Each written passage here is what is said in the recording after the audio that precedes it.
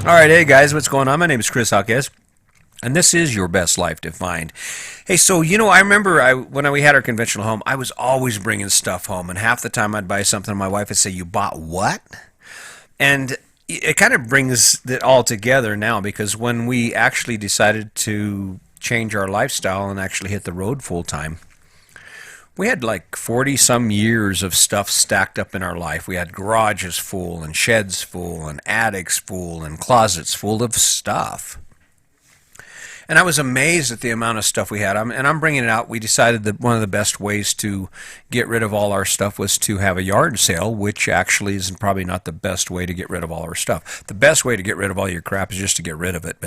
But I'm pulling this stuff out and I'm doing this mental math with regard to how much money it actually cost, and more than that, how much of my life was spent working to pay for stuff that was now in boxes and stashed in the corners of my life that I hadn't touched or seen in 10 years. And that point was even brought home farther when I decided to go ahead and have a yard sale. I thought, well, you have a yard sale. That's what people do when they want to get rid of their stuff. No, that's what people do when they want to really feel like crap about the stuff they bought and about all the time they wasted and the money they wasted for a bunch of crap that people don't care about or aren't going to give any money for. I mean, I'm talking about I had extension ladders, and granted, I was a construction worker. I was a contractor, I guess I should say. And as a contractor, I had a lot of extra equipment. But here I was, I have a ladder, an extension ladder that I paid $300 for, and I've got people refusing to buy it for 70. And there's the dilemma right there. I mean, when you talk about living your best life, that's the struggle that you have, is what you paid for that. You know how much it cost you in both time and money, because you had to work for that money somewhere. You had to do something to earn that money to buy that. And I think that's probably the part of what keeps a lot of us from making adjustments or major adjustments in our life. I mean, and then of course there's the other side. Our identities are built around what we own. I mean, the story's been told over and over again about what success is, and we buy off on it. And so as long as we fit and we do what everyone else does, we are technically successful by the standard that's been set. But when I look at the standard for success, my success comes down to how much time did I spend today doing shit that inspired me or allowed me to grow, or stuff I truly enjoyed doing. And when I had my conventional life, I can tell you that there were some things I enjoyed doing, the artwork and learning new skills, because I've always been learning something even when I had a conventional home.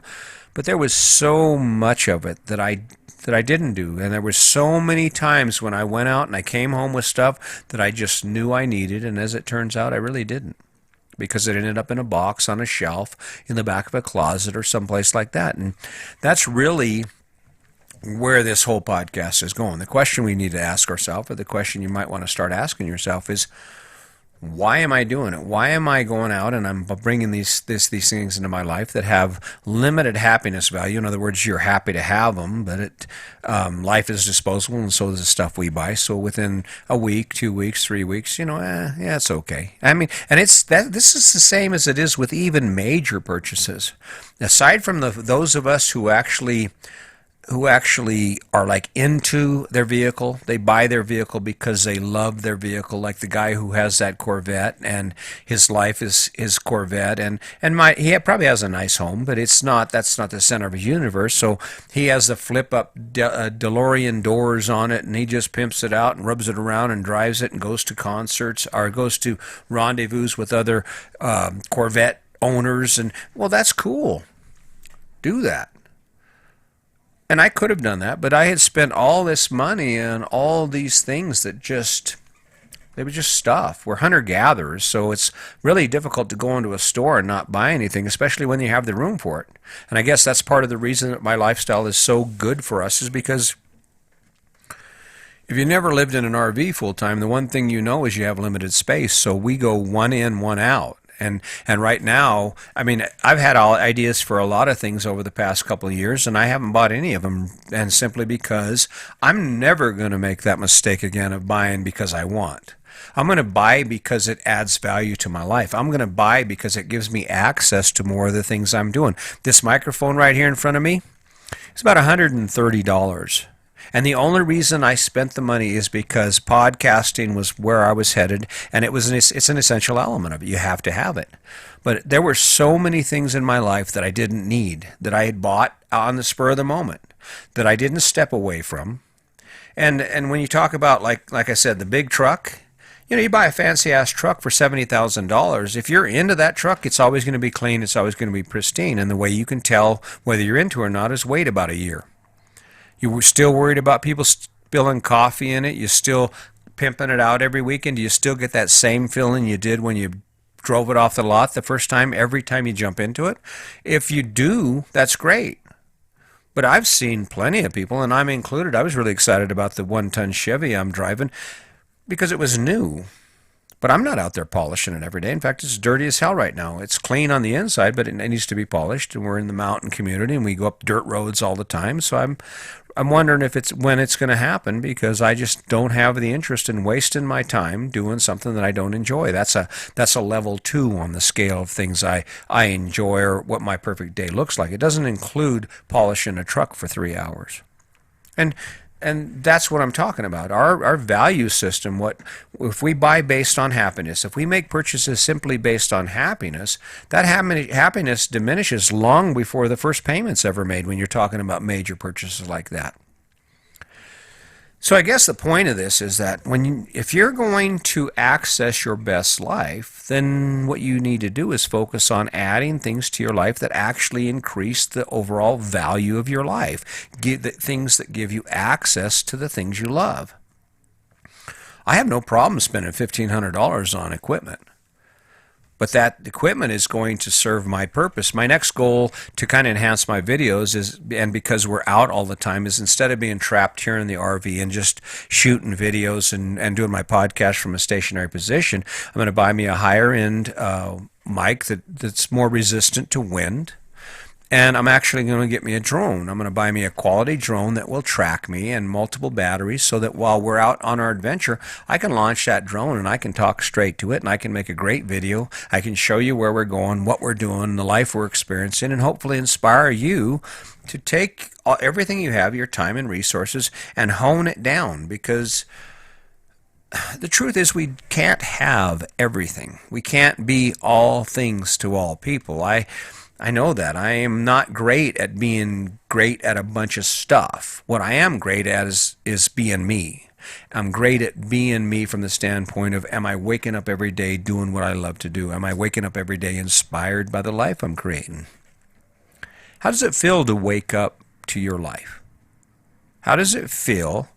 Either you're laying in bed, a good night's sleep, a bad night's sleep, I don't know, but how does it feel when that alarm goes off and you roll out of bed and your feet hit that floor? How does it feel when you grind through your day? Or maybe you're lucky. Maybe you love your job. Maybe your job is the highlight of your life. If that's the case, keep doing it and do more of it. If that's the only thing that inspires you, then grab a hold of it and use it as motivation, because that's the foundation of where we gain the confidence and the energy to push forward on the things we love to do. And when I say you bought what, your finances are finite. Time is finite. We are going to run out of time, and we do run out of money. When you reach in your pocket or you grab that debit card and you're looking at that thing and you got it in that box and you're thinking how much you want it, that's a tough moment, but you have to face the reality. Why do I want it? Is it because of the prestige of owning it? Or is it because it actually connects with me? It's actually part of what allows me to access my life. A drone will probably be about $1,200. I'm willing to accept that. You know why? Because videos and podcasts and traveling and documenting our experiences, those things are important to me. Those things excite me. I do not mind at all sitting down and editing a podcast or a video and mixing and matching audio and video and doing what I do, because I love learning new software. I love learning new things, and this is just part of the game. Does this mean that the drone, or for that matter this podcast, will be my end-all be-all? No. There's always some new adventure, because the cycle of growth is well, at least let me put it this way. My cycle of growth is that I pick up something and I get excited about it because it's connected to who I am and what I love. I drive through it, I push through it, I learn and I grow with that thing that I'm doing. And then it tables off, and it eventually, just like a kid, eventually I turn away from what I am doing and I look to something new, something better. And that's where the drone fits in. But my goal is to help you. That's my ultimate goal. That is the daddy of all goals for me, the big kahuna of goals for me. It's because there's nothing that feels better than having someone say, "Thanks. I really appreciate you taking the time."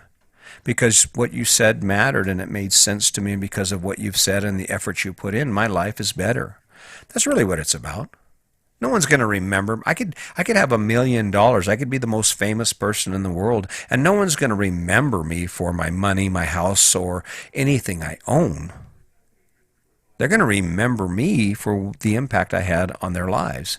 And you will too. If I manage to pull this off and I manage to actually get a story or a message that guides you to spending more time on the beach, more time fishing, more time hanging out, drinking mimosas with your girlfriends, whatever your thing is, and you wake up one day and you realize your life is so much better because of a few words and the time I took, shit, that's a win for both of us. I mean, that's a win for both of us, isn't it? So, when you reach in that pocket, when you're grabbing that wallet, when you're surfing the net, you're up there on Amazon, and you got that thing in that inbox, ask yourself, how much is it really going to improve my life? How much does it support the person I am and the things I want to do? And I'm not an advocate of debt. I don't believe in debt one bit. I'm debt-free. My wife is debt-free, retired early because of that. And so I'm not suggesting that you break Dave Ramsey's rules. But if you're going to go in debt, at least go in debt for something that matters. At least go in debt for something you can get excited about that never diminishes. I spent almost $2,000 on my mountain bike. I don't regret it one bit. Was it a lot of money? Hell yeah, $2,000 is a lot of money for a bicycle. But I ride that bicycle every day. All right? My kids bought me a $150 portable disc golf basket. $150 is a lot of money too. But I play disc golf with it. In Florida, that's all I do. Is I set up on the beach and I spend 2-3 hours just making long shots, just being me. Got my headphones in. I got a cold drink sitting in the sand there. I run back, get me a drink. Sandy's got a sunshade. She'll be sitting out reading a book or listening to a podcast, watching the waves or doing her thing, or maybe she'll be walking down the beach 7 miles. If that's your thing, if you find energy in that, then do it. Do it. Spend every penny you have. I know a guy who all he owns is an old broken down Toyota, a kayak, a raft, and he rents his house. And it rents his house from someone. It's not really a house. It's just kind of a shack in the back of someone's house. And he's completely okay with that. See, the thing is, it's going to end. And the question isn't if, it's when. If you wake up in the morning and you're thinking to yourself, man, how much longer? And you're dreaming of retiring so you can go have some fun finally, I'm just going to say it. You're on the wrong path. I'm going to say it. You are on the wrong path. And if you want to know where that path leads you, just take a look at your grandparents. Or take a look at anyone who is 20 years older than you, who is living a similar life than you and has lived a similar life than you. And you can see where you're going. You're going to end up sitting on your front porch. Your health is diminishing. You can't do exactly as what you used to do. Dreaming of all the things you wish you'd have done. I don't know. I would suggest live your retirement life now. Bust your ass, earn your money, and then make sure what you buy gives you access to what you truly want.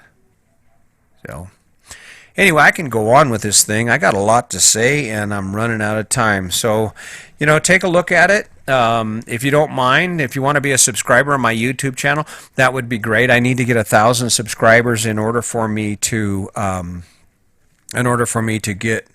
able to create a clickable link, which is pretty important to me. It's Chris, and the last name is JAQUEZ.com.